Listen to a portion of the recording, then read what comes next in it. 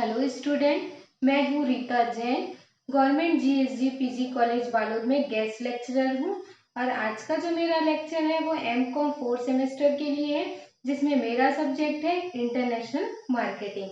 और अपना जो चल रहा है यूनिट 5 चल रहा है, जिसमें आज की क्लास में मैं आपको बताऊंगी कि निर्यात प्रलेख क्या होते हैं, जब किस विदेशों से आयात या निर्यात करना है तो कौन कौन सी औपचारिकताओं को पूरी करनी पड़ती है, और कौन कौन सी जो है प्रलेख जो है अपने को तैयार करने पड़ते हैं, जिसके माध्यम से क्या है निर्यात की सारी प्रक्रियाएं जो है संपूर्ण हो सके। ये मेरा पार्ट 1 है। इसके पहले के पार्ट में मैंने आपको बताया था यूनिट 5 का ही कि निर्यात वित्त क्या होता है, निर्यात वित्त के साधन कौन कौन से हैं, और जब विदेशी व्यापार प्रारंभ करते हैं, जब स्टार्ट करते हैं तो उनको कौन कौन सी जो है प्रक्रियाएं करनी पड़ती है, कौन कौन से आवश्यक कदम उठाने पड़ते हैं। और आज की क्लास जो अपनी है वो निर्यात प्रलेख की है। तो मैं आपको ये बता दूं कि जब विदेशों में व्यापार करना पड़ता है, दो प्रकार के देश होते हैं। आप अपने देश से माल क्या कर रहे हैं, दूसरे देश में भेज रहे हैं, और दोनों ही देशों का जो है रीति रिवाज है, कानून है, नियम है, वो दोनों क्या है अलग अलग है। तो ऐसी दशा में जो है प्रक्रिया करना क्या हो जाता है, एक जटिलता पूर्ण हो जाता है, क्योंकि आपको अपने भी देश के कानूनों का पालन करना है, और जिस देश में आप माल भेज रहे हैं वहां का भी क्या करना है, आपको कानूनों का पालन करना है। तो दोनों ही कंडीशन के में जो है प्रक्रियाएं बहुत जटिल हो जाती है, औपचारिकताएं बढ़ जाती है। लगभग एक अनुमान के अनुसार जो है जब निर्यात किया जा रहा हो तब कम से कम 25 प्रलेखों को क्या करना पड़ता है, पूरा करना पड़ता है, तब जाके क्या होती है निर्यात की प्रक्रिया पूरी होती है। मतलब टोटल जो है 25 प्रलेख आपको तैयार करने होते हैं। तो आज अपन उन्हीं प्रलेखों के बारे में जानेंगे कि ये प्रलेख कौन कौन से होते हैं। तो स्टार्ट करते हैं क्लास। निर्यात प्रलेख, एक्सपोर्ट डॉक्यूमेंटेशन। क्योंकि देखिए निर्यातक और आयातक दोनों कहाँ हैं, अलग अलग देश में स्थित हैं, और दोनों ही देशों का जो कानून है वो क्या है, अलग अलग है।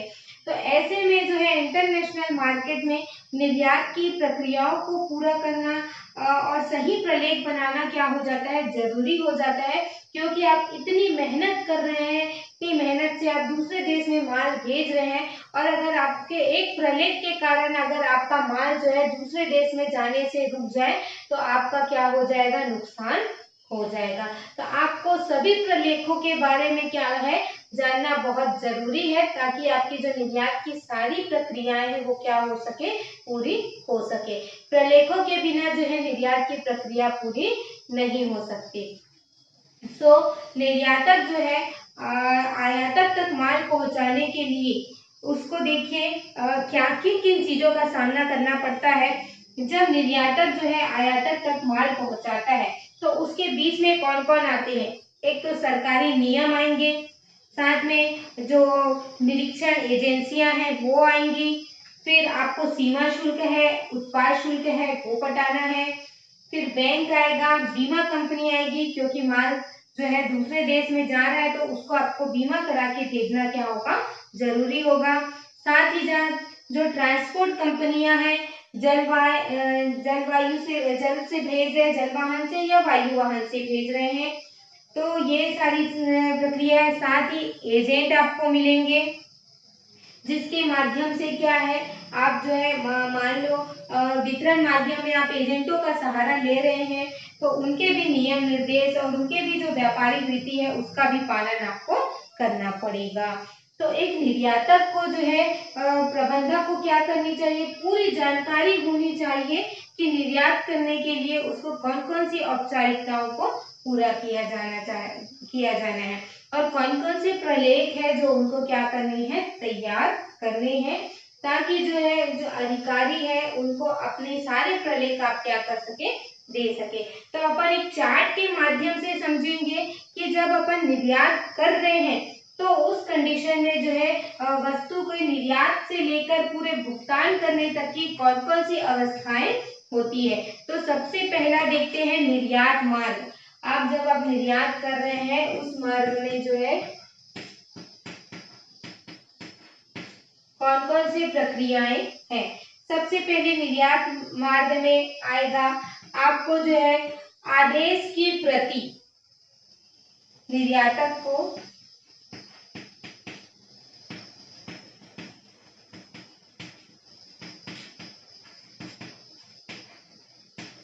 आदेश की प्राप्ति।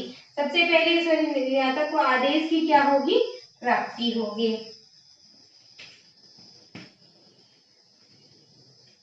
ये पहले मैं आपको प्रक्रियाएं बता रही हूँ कि आपको किन किन चीजों से होकर गुजरना है निर्यात मार्ग के अंतर्गत। पहले क्या होगा, निर्यातक को आदेश की प्राप्ति होगी।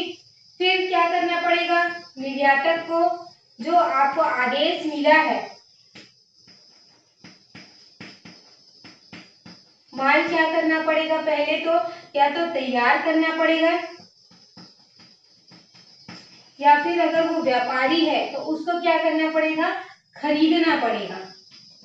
और अगर वो निर्माता है तो वो क्या करेगा, माल को तैयार करेगा, या तो निर्माण करेगा या फिर उसको खरीदेगा। इसके बाद जो है माल कहाँ तक जाएगा, माल को बंदरगाह तक पहुंचाना।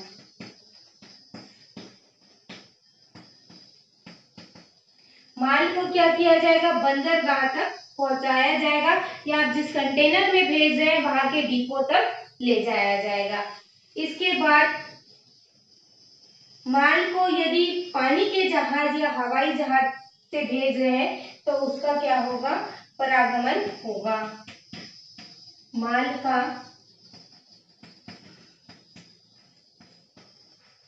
पानी के जहाज या फिर हवाई जहाज, हवाई मार्ग या फिर थल मार्ग, सड़क के माध्यम से भेजने मार्ग द्वारा परागमन।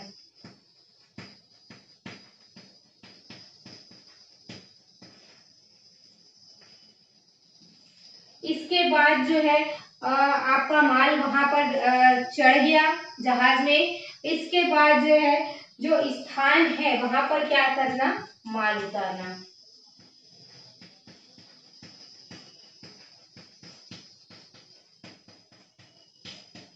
मतलब गंतव्य स्थान जहां पर आपको भेजना है, जहां जिस देश में भेजना है उस स्थान पर क्या होगा, माल को उतारना।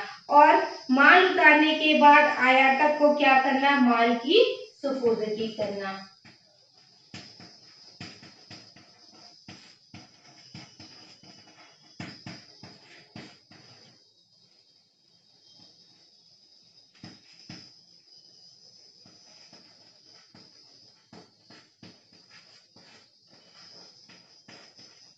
देखिए, गंतव्य स्थान पर माल पहुंचने के बाद हो सकते हैं आपने सारा माल एक साथ भेजा, लेकिन जो आपके आयातक जो है वो अलग अलग देश मतलब एक ही देश में अलग अलग स्थानों पर मौजूद है।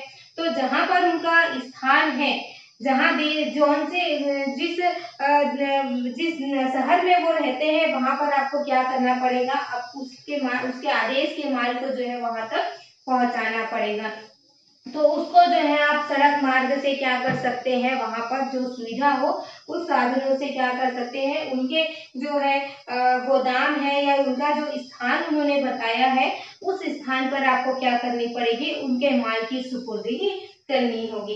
जैसे भारत देश है, यहाँ से माल आपको मान लो चीन में भेजना है, तो आपको सारे आपके मान लो चीन में पांच लोगों ने आपके आयातक है, 5 लोगों ने आपसे संपर्क किया है, तो आपको 5 लोगों को माल भेजना है। तो आप यहाँ से माल क्या करेंगे, एक साथ भेजेंगे, लेकिन फिर वहां पर जाके उसको क्या करना पड़ेगा, आपको उनको अलग अलग जहां जहां पर है वहां पर माल की सुपुर्दगी करनी होगी। तो निर्यात मार्ग के अंतर्गत ये सारी जो है क्रियाएं करनी होगी, तब कहीं जाके माल की सुपुर्दगी जो है होगी। मतलब निर्यातक को पहले क्या होगी, आदेश की प्राप्ति होगी, फिर निर्यातक को क्या करना है, माल तैयार करना है, या फिर अगर वो व्यापारी है तो उसको माल क्या करना पड़ेगा, खरीदना पड़ेगा। फिर माल को कहाँ तक पहुंचाना है, बंदरगाह तक पहुंचाना है। चाहे आप सड़क माध्यम से पहुंचा, आपके गोडाउन से जो माल कहाँ पहुंचेगा, बंदरगाह तक।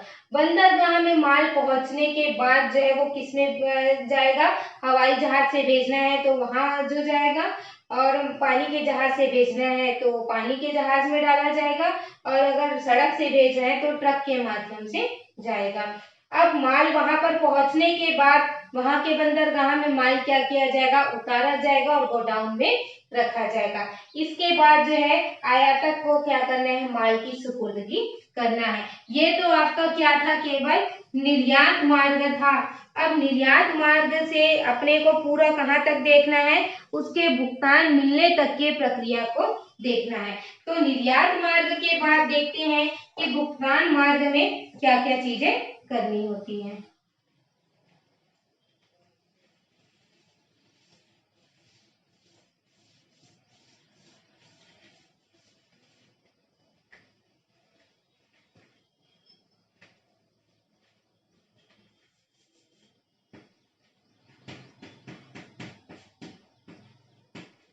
भुगतान का मार्ग जो है, सबसे पहले निर्यातक क्या करेगा, अपने बैंक, जिसको निर्यातक बैंक कहते हैं, उनको क्या करेगा, प्रलेख सौंपेगा।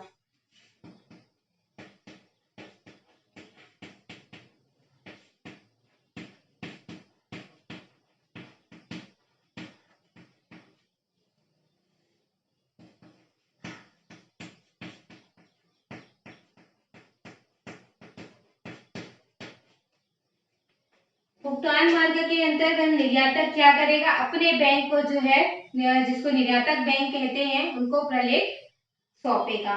सौंपने के बाद जो है निर्यातक का बैंक जो है वो आयातक के बैंक को प्रलेख सौंपेगा।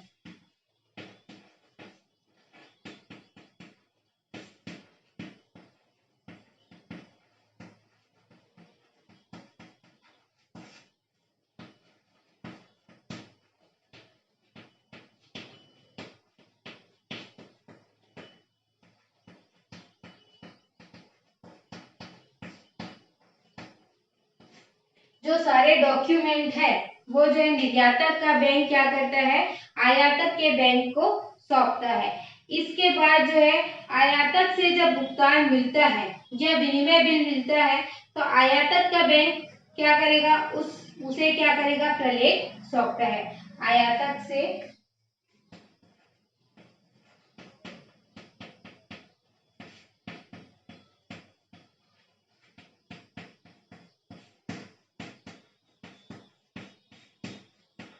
भुगतान मिलने पर, आयातक से भुगतान मिलने पर आयातक का बैंक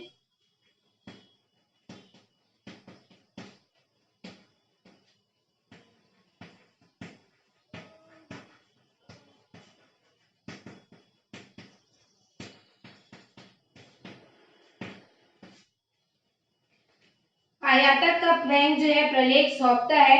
इसके बाद जो निर्यातक को रिजर्व बैंक के माध्यम से क्या किया जाता है, भुगतान किया जाता है।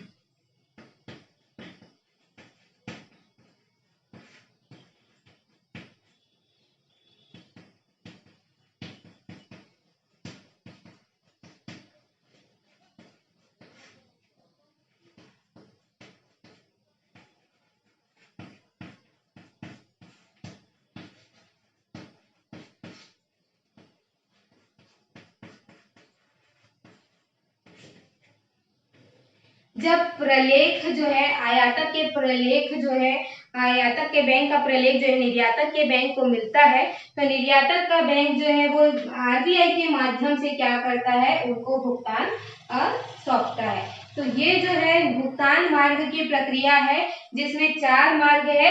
पहले प्रलेख सौंपा जाता है, उसके बाद भुगतान, मतलब निर्यातक जो है अपने बैंक को प्रलेख दे देता है और ये प्रलेख फिर आयातक के बैंक को मिलता है। आयातक बैंक जो है आयातक के का भुगतान मिलने पर उसको क्या करता है, निर्यातक के बैंक को सौंपता है। फिर निर्यातक जो है आरबीआई के माध्यम से क्या करता है, निर्यातक को भुगतान करता है। तो भुगतान का मार्ग के अंतर्गत 4 प्रक्रिया होती है। देखिए, घरेलू व्यापार के अंतर्गत क्या किया जाता है, एक व्यापारी सीधा दूसरे व्यापारी को क्या करता है, सौंपता है। लेकिन अंतरराष्ट्रीय विपणन के अंतर्गत डायरेक्ट जो है भुगतान नहीं होता, प्रलेखों के माध्यम से क्या किया जाता है, वहां पर भुगतान प्राप्त होता है, बिल दिखाया जाता है, तभी जो है भुगतान होता है।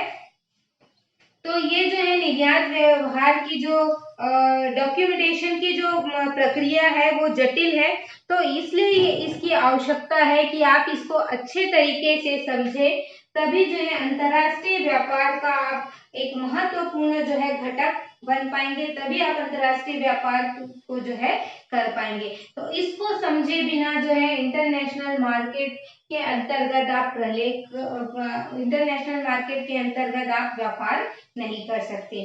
तो ये मैंने आपको दोनों मार्ग बताया, निर्यात का मार्ग और भुगतान का मार्ग। अब देखिए, जो निर्यात प्रलेख है उसका जो वर्गीकरण किया गया है उसको जो है 4 भागों में, 4 मुख्य श्रेणियों में बांटा गया है। इसको आप नोट कर लेंगे।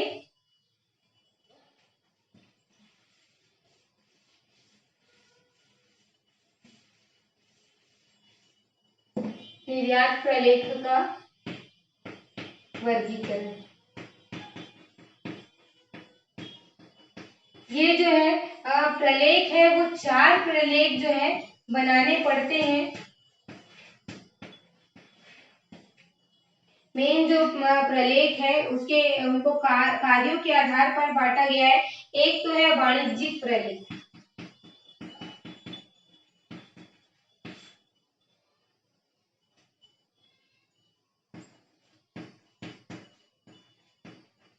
वाणिज्यिक प्रलेख।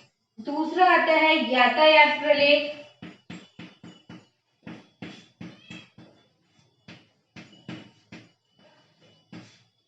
और तीसरा आता है नियात्मक प्रलेख,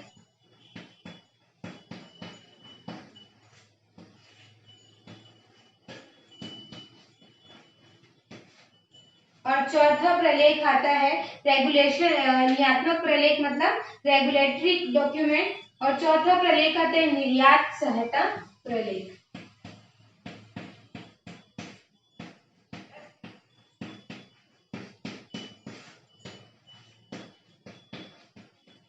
तो प्रलेखों को जो है उनके कार्यों के आधार पर 4 भागों में डिवाइड किया गया है। वाणिज्यिक प्रलेख, यातायात प्रलेख, नियात्मक प्रलेख और निर्यात सहायता प्रलेख। इसके अलावा जो है विदेशों में और भी प्रलेख जो है वो तैयार किए जाते हैं, वो भी प्रलेखों को अपन जानेंगे।